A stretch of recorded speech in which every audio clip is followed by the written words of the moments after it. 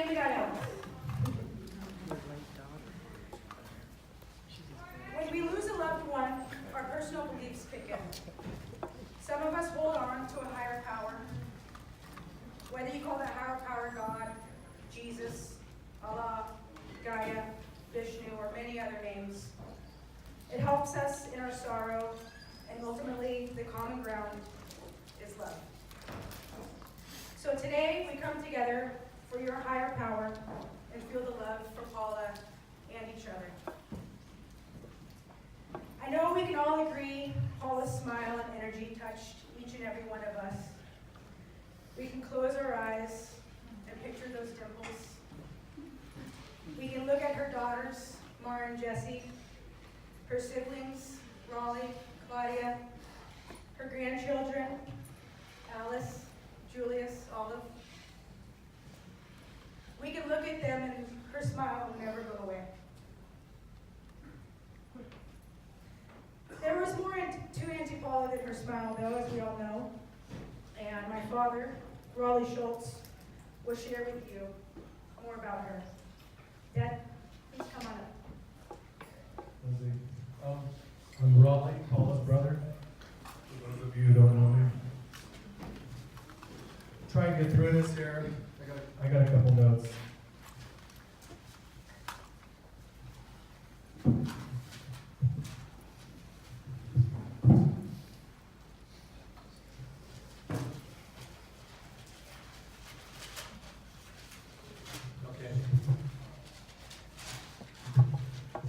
First off, I want to say that I think Paula would be extremely excited to see all these people here. So thank you all for coming.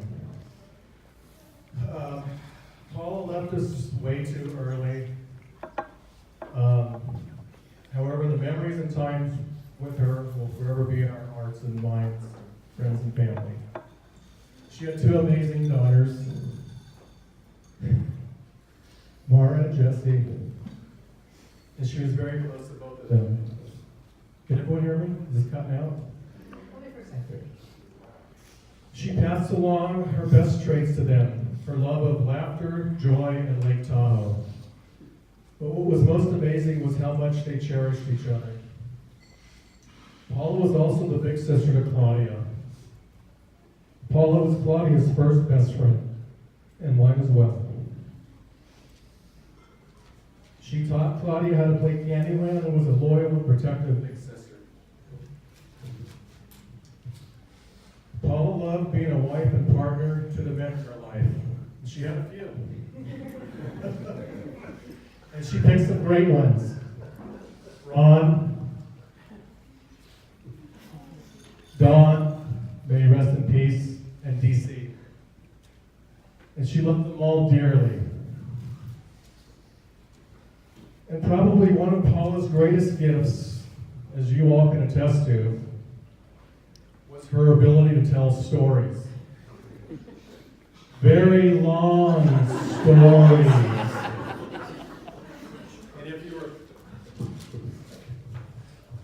And if you were patient enough to listen to the end, you're always rewarded with a good laugh.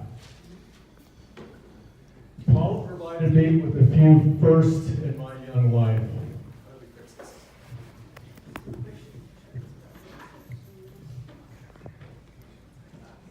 Testing. Okay. Hello? Is that good? Yeah, that's better. Okay. I hear that speaker. Are they both on? Okay. She provided me with a few firsts in my young life. One was that she took me to my first rock concert.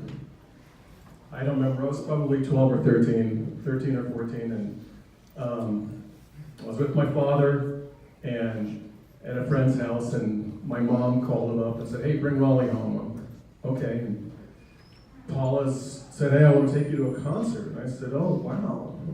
Probably her friends bailed, and no one else to go with. So her and I went to a concert in in Laguna Canyon, an outdoor concert. Had a great time. I don't remember who played, but the buzz in the crowd was that Jimi Hendrix was going to be flown in by helicopter and play.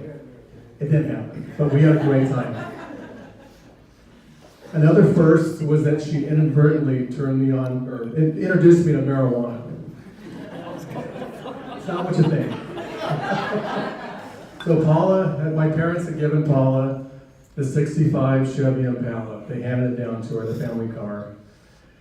And she headed out one Friday night with her friends, and Saturday morning, my dad decided to, go look in the car, and I was with him. And he's rummaging around the car and found a big old roach. And immediately went up to Paula, who was still sleeping, and woke her up and said, "What the heck is this?" And she's like, "Oh, I don't know, but we did pick up some hitchhikers last night. So I think it could be theirs." I think he bought it, but he got some piece of Kleenex, he put the roach in a piece of Kleenex, neatly wrapped it. We drove down to the Buena Park police station so he could give that to them. My, how times have changed.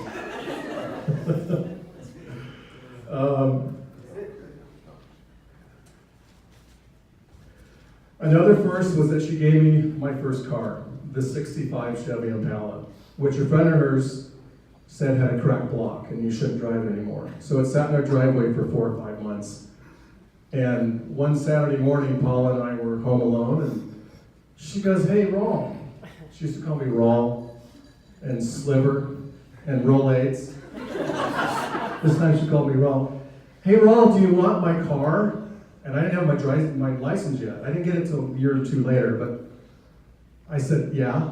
So she threw me the keys. I went out, started it up. A gigantic plume of black smoke came out.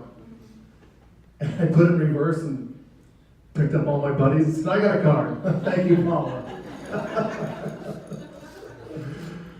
A few days before Paula passed away, she came down from Reno, up from Mexico, to spend Christmas with us. But they all came down from Reno, Jesse and the family, to see Olive at her vocal recital at a church in Oakland. And we all got to spend the evening there. We all got there about a half hour early, and just about the whole family was there. And we just were talking and catching up, and it was really great. And most of the family was there, including all 3 of her grandchildren, who she adored. She was beaming with pride and was so happy to be with her family. I didn't know that was the last time that I would see her, but I am so grateful that I got to see her. Her smile and receive one of her great hugs. That is what I will remember the most about Paula. In closing, I just want to say that I'm pretty sure that she is up there somewhere with our mom and dad and Dawn, looking down on all of you people and saying, "This is so bitchin'." I love you, Paula, and miss you, dear sister. I want to introduce my son, Paul. Well, not introduce him, he wants to say something here. Thank you, guys. Hey, everybody. Damn, it's good seeing you guys. I haven't seen a lot of you since I was a kid. And this is obviously an awful way to see each other, but this is very special. Let me get my notes open here. This is how we do notes. That's how the old generation did notes.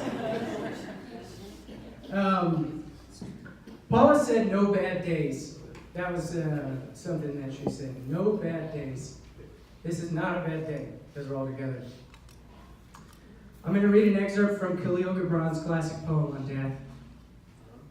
"You would know the secret of death, but how shall you find it unless you seek it in the heart of life?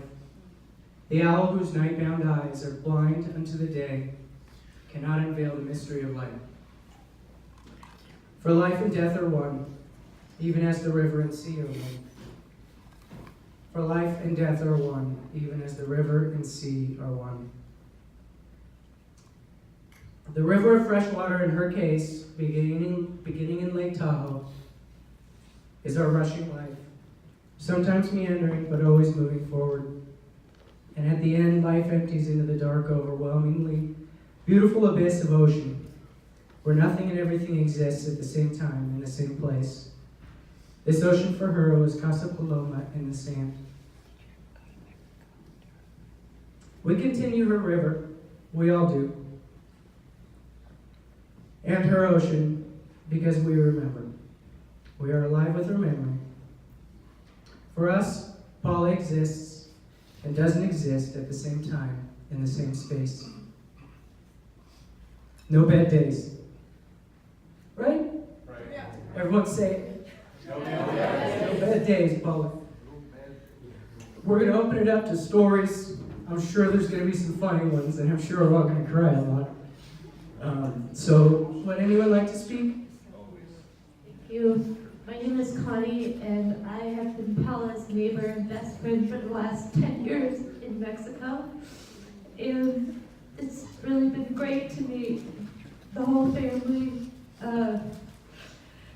I've already met Jesse and Ryan and Alice, but I've already felt like I knew Mara, Steve Penny, because she always said Steve Penny, Julius and Olive, and Ron, and Raleigh, and Claudia, and Claude. She talked about all of you constantly, and it really was so important to her. You guys were the loves of her life. My husband Steve, maybe that's why she called Steve Penny, because my husband was Steve, but her and Paula had a really special friendship. She used to, without fail, walk into our courtyard and say, "Are you naked?" And of course my husband would say, "No, not yet, give me 5 minutes." But that's gonna be really missed. She truly loved Baja. I want you guys to all know that. Paula loved Baja so much, and she truly loved Dwayne. And Dwayne gave her experiences and adventures that I don't think she would have ever had or would have dreamed about. She was deathly afraid of open water, but in the last 10 years of her life, she did numerous ocean voyages in a less than stellar boat. And it was pretty awesome. Like, I was in awe that she did that, and she was always terrified, but she survived it. And she did so many like road trips, and she knew more about Baja than half the people that live there know. I mean, she knew everything, so that was pretty awesome. What else? Sorry, I'm a little nervous. She really appreciated Baja, and in fact, so many times, at least once a month, she would say to me, "Dude, can you believe we live here? Like, people pay for this." And it was so true, but she was always so appreciative of every sunset, every sunrise, every wave, every storm, every bolt of lightning, every boring thing that ever happened between then and there. She loved it all. So she was happy down there, and she was.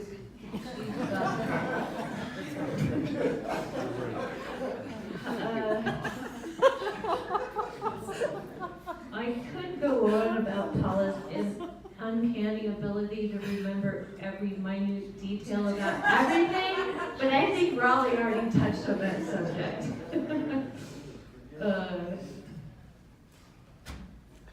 Anyway, Paula and our friendship was one of the best I've ever had in my life. I mean, we were so close, we did everything together.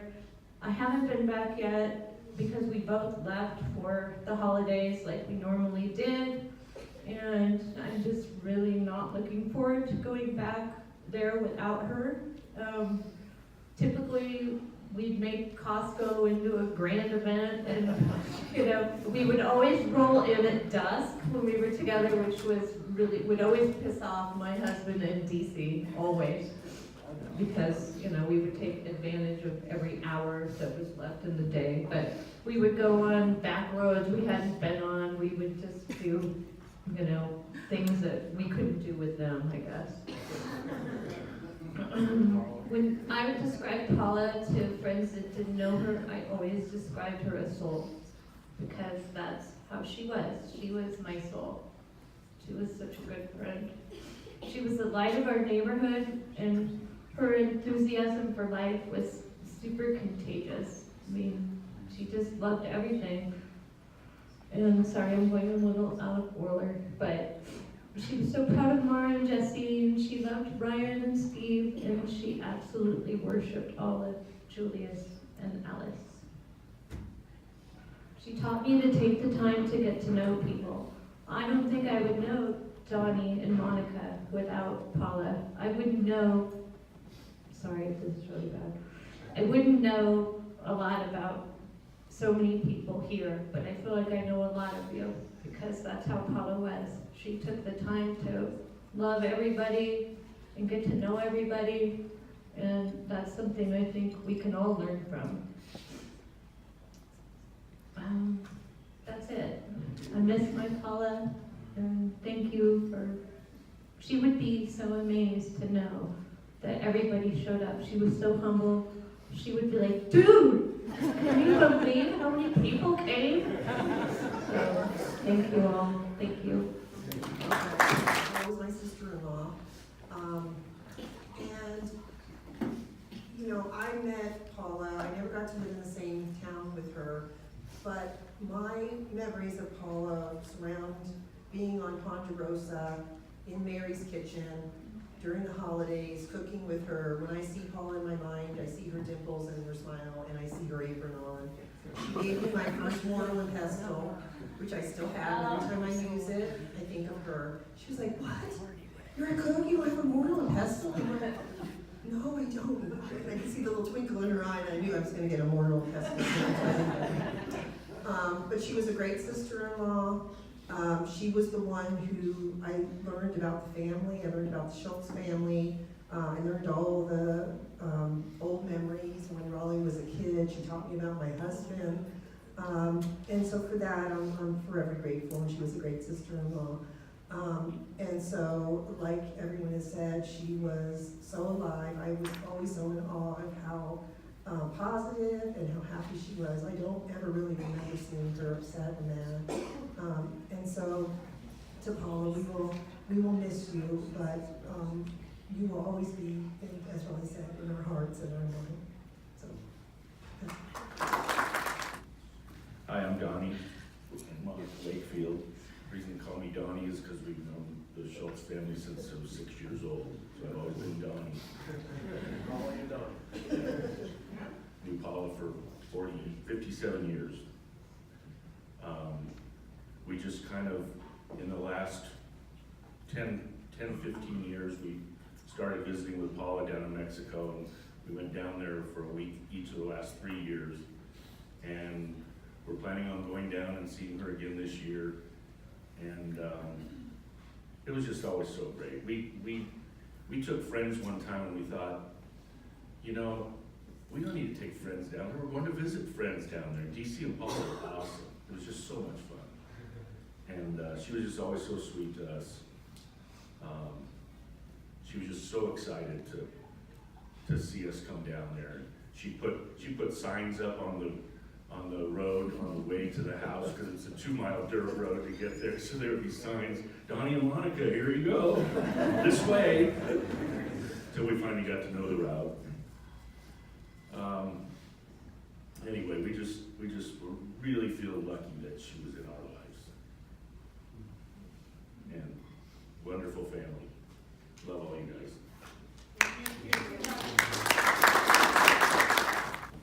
Still got you. My name is Kyle, and I see so many of my family here. I'm lucky enough to have grown up with Paula, and she was kind of a second mom, and our childhoods were pretty intertwined with Mara and Jesse and Lindsay and walking bikes. And it was kind of a crazy time. I don't really have a plan of what I was going to say, but I just wanted to say that, you know, I was looking at these pictures and how many of the different looks of Paula that I remember. You know, it's unreal, and she'll be very missed for me, but she'll always be here, and we still have a phenomenal family and a great group of human beings sitting right here. And Donovan, who used to call me Miles and Miles of Dog Piles. Thanks for that, appreciate it. But there's so much great humans in this group, and Paula was a big part of bringing everybody here together. I just keep thinking of crazy stories of us, like being in hotel rooms, I don't know where we were going to, and my mom and Paula staying up at night and pulling the pictures off the walls and adjusting them. They would bring their own paints. I'm sure that most people have that experience with children, right? We could go into all the fun camping trips. I'm pretty sure Mara and Jesse don't camp anymore. It was a very spectacular time, and I'm so blessed to be a part of it, and blessed to be here with all of you and look at these great pictures. So, Paula, as much as you're right here with us, we all miss and wish you were here chit-chatting with us as well. Thank you. I have a Gigi moment in Hawaii. Hold it up your mouth.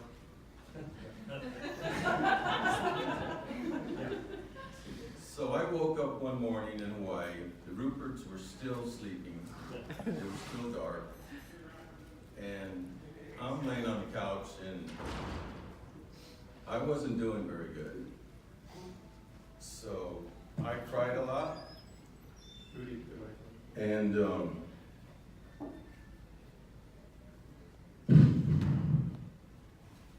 I heard this voice in my head, and it's Gigi. She says, go outside, look to the sky. So I did. As soon as I walked out the door, I looked to the sky, and there was a shooting star.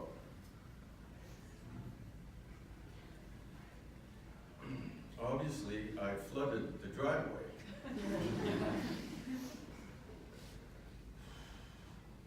So I did, and as soon as I looked up, there was that shooting star, and everybody knows a shooting star don't come easy. And that was Gigi saying aloha. She'll always be in our hearts. She is the best. Aloha, Gigi. Minutes of Coors Light. All right.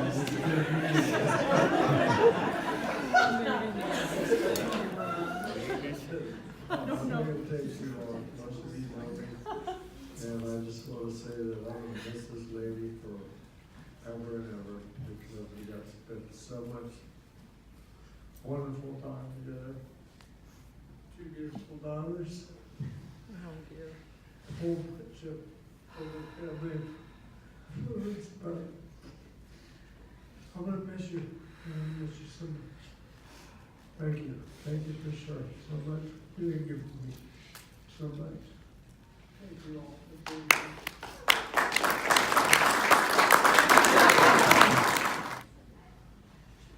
Hi, my name's Alice. Most of you probably know me. And I would like to say something about Gigi. So every trip she would give you candy. This is a story.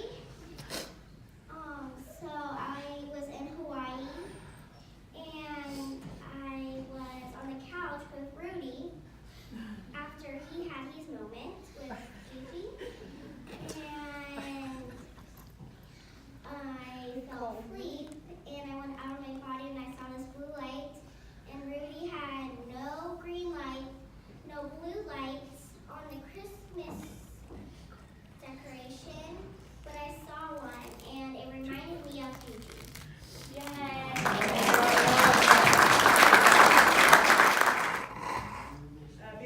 Before I read my closing statement here, I just, with the permission of Mara and Jesse, my favorite Auntie Paula story can be told.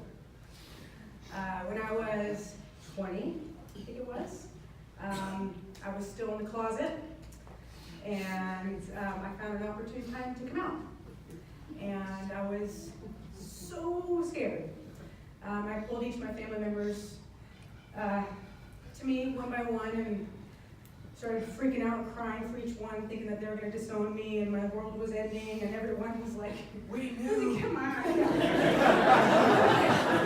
could have told me years ago. But I want to tell you about my Auntie Paula's reaction. Auntie Paula, I asked me, right? I didn't tell you.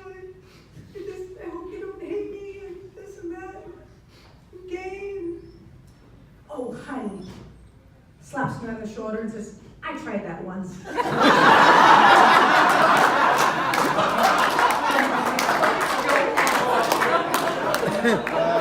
my aunt. That's best reaction.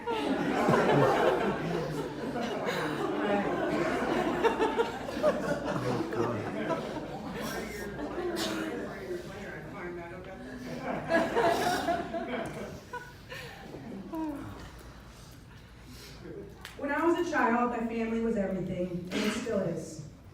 My Granny Mary, Paula's mother, always taught us that everything happens for a reason.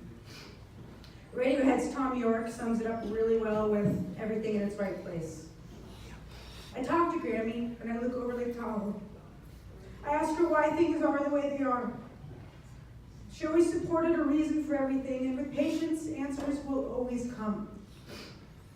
Having been taught life is about love and light, I'm wondering now how I feel about Auntie Paula's sudden death, and what her thoughts would be around this. What would I say to her if I could? I can't help but wonder if there's some point to all this, and I'm trying to understand if deep down there even is a need to know. I don't know if there are souls out there wandering around with unrest because their lives were taken too soon.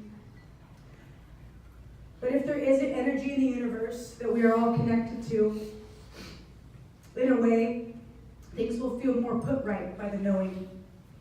It's kind of amazing. Auntie Paula, I will always love you and miss you to the moon and back.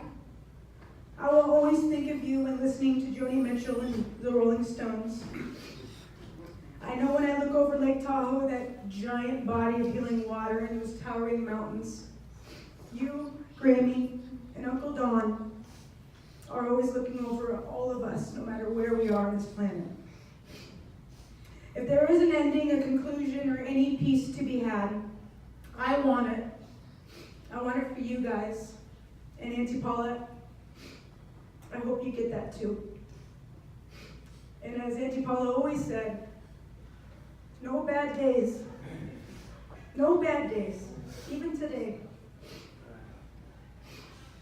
So with that said, I want to thank you all for coming. We all want to thank everyone for coming. As so many people have said, it's so cool to get all of us in a room together under such unfortunate circumstances, but she's stoked, absolutely. So with that said, it's time to just enjoy each other's company, enjoy some light refreshments, enjoy the bar over there, and please don't forget to sign the guest book, and please put your address in the guest book as well. Thank you everyone for coming.